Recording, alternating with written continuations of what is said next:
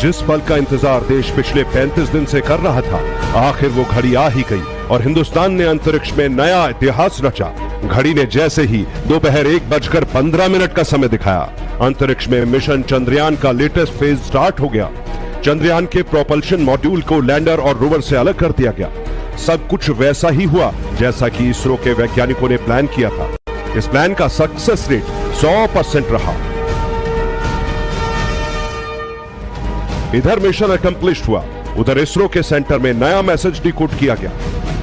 Separation के बाद Vikram lander ने प्रोपल्शन मॉड्यूल से कहा, thanks for the ride mate. इसी के साथ अब मिशन चंद्रयान का सेकेंड लास्ट फेज स्टार्ट हो गया है। अब भारत अंतरिक्ष में नया इतिहास रचने की तैयारी में है, जिसकी पूरी स्क्रिप्ट पहले से ही तैयार है। बस मिशन पर स्टेप बाय स्टेप प्लान के मुताबिक आगे बढ़ते रहना है। अब इस मिशन में आगे क्या क्या होने वाला है? इसरो ने बताया कि लैंडर और प्रोपल्शन मॉड्यूल के अलग होने के बाद अब शुक्रवार शाम करीब 4 बजे लैंडर की डीबूस्टिंग की जाएगी, यानी उसकी रफ्तार धीमी की जाएगी। डीबूस्टिंग से लैंडर को थोड़ी निचली कक्षा में लाया जाएगा। जब चंद्रमा की न्यूनतम दूरी 30 किलोमीटर रह जाएगी, तब लैंडिंग का प्रोसेस शुरू किया जाएगा। 23 अगस्त को चंद्रमा पर विक्रम लैंडर सॉफ्ट लैंडिंग करेगा।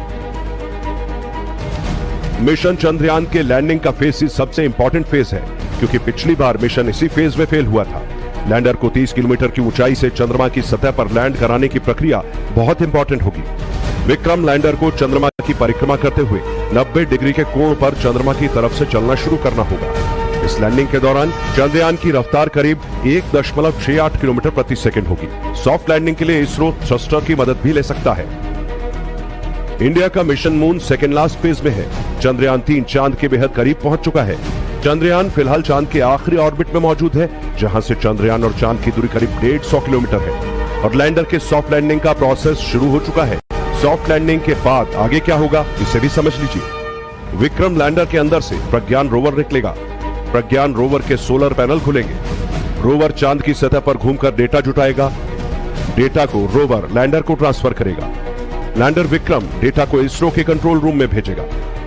इसरो के वैज्ञानिकों को पूरी उम्मीद है इस बार भारत का चंद्रयान 3 चांद पर सॉफ्ट लैंडिंग करने में कामयाब रहेगा, क्योंकि पिछले मिशन की गलतियों से सबक लेते हुए इस बार मिशन मून में कई तब्दीलियां हुई हैं। इस बार मिशन मून में क्या क्या बदलाव हुए हैं, उसे जानने से पहले पिछले मून में क्या गलती हुई थी, एक बार उसे समझ लेते हैं।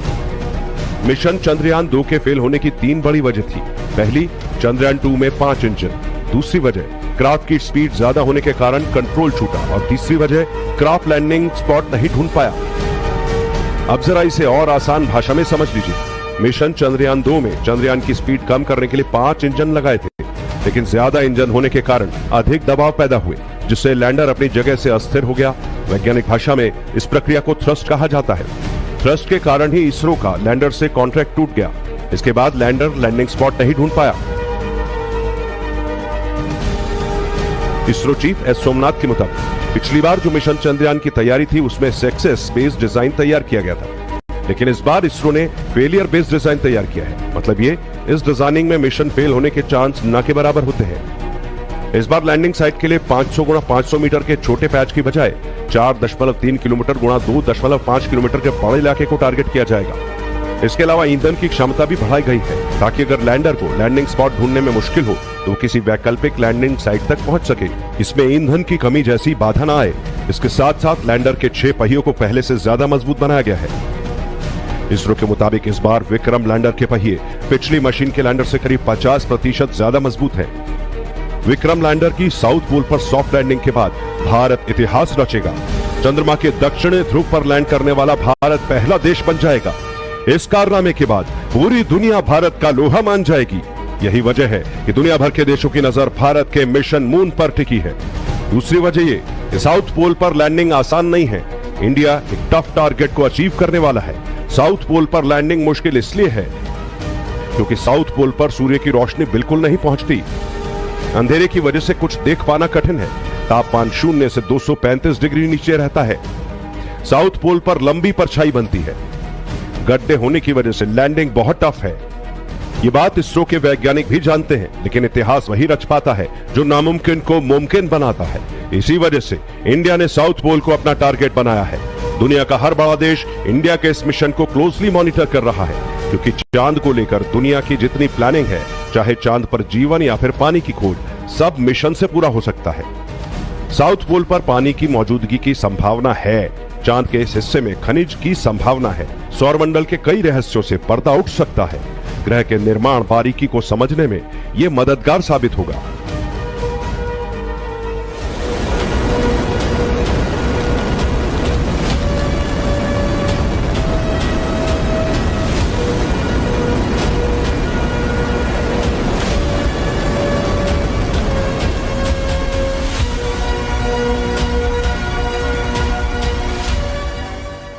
भारत ने चांद की तरफ अपना चंद्रयान 3 क्या भेजा, पूरी दुनिया चांद को पाने की रेस में शामिल हो गई। 14 जुलाई 2023 को इसरो ने सतीश धवन स्पेस सेंटर से चंद्रयान 3 को सफलतापूर्वक लॉन्च किया। अब 11 अगस्त को रूस की स्पेस एजेंसी रोसकॉस्मोस ने चांद के लिए अपना मिशन लूना 25 लॉन्च कर दिया। यानी भारत के बाद रूस ने भी चांद को पाने के लिए रेस लगा दी।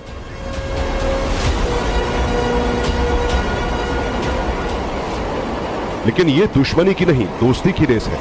इस रेस में हम नंबर 1 है और हमारा दोस्त रूस दूसरे नंबर पर। रूस का दावा है कि उसका लूना 25 21 से 24 अगस्त के बीच चांद के साउथ पोल पर लैंड कर जाएगा।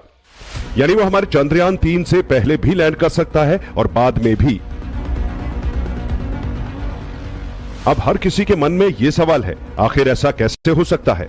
10 से 14 दिन के भीतर ही रूस का स्पेसक्राफ्ट चांद पर पहुंच जाएगा, जबकि भारत के चंद्रयान 3 को 40 दिन से ज्यादा का वक्त लग रहा है।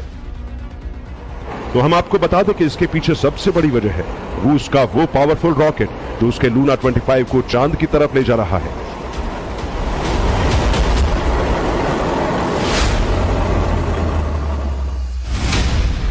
रूस के इस रॉकेट का नाम है सोयूज 2.1B। ये करीब 46 मीटर लंबा है। इसका व्यास 10.3 मीटर है।